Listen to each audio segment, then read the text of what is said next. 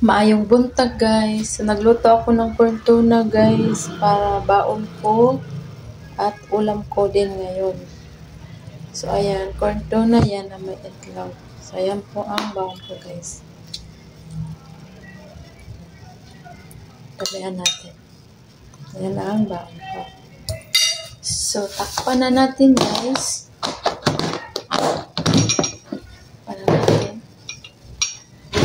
Ito ang ulam ko guys. Meron kaming may natira pa kagabi na manok. So ayan po siya. Tapos ito yung papaya. Yan. Papaya guys. Papaya. At kaunting kanin. So, kanin guys. Konti lang yung kanin guys. Kasi konti lang naman yung natira. So, konti lang din ang kakainin natin.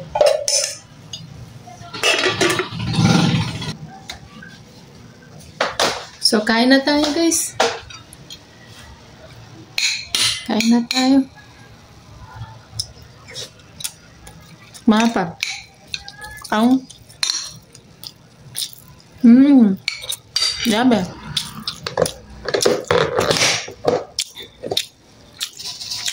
Kunti na lang pala yung mani. Tara. Kunti na lang. Tapos, yung ganito namin guys, naubos na. So, bumili sila ulit ng bago. Ano to ya? Magic na sauce. Sabi nila magic sauce daw. Kasi pag nalagay mo dyan yung kung mag-marinate kami yan kasi ginagamit namin minsan. Di kaya ganun ginagamit namin sa sawan pag nagluto kami palito kami ng isda.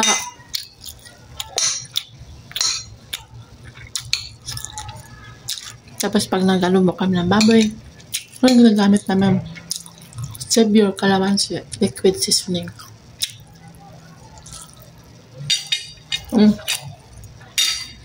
Kain natin to. Guys. Santa guys.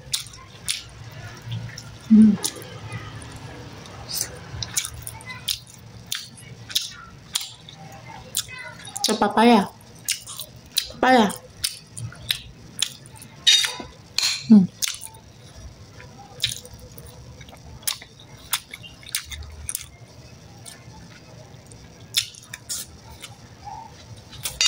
Dati, pumapasok ako sa trabaho, hindi ako nakain. Kaya, nanginginig ako sa gutom. Pagdating na sa trabaho, minsan, matagal yung break time namin.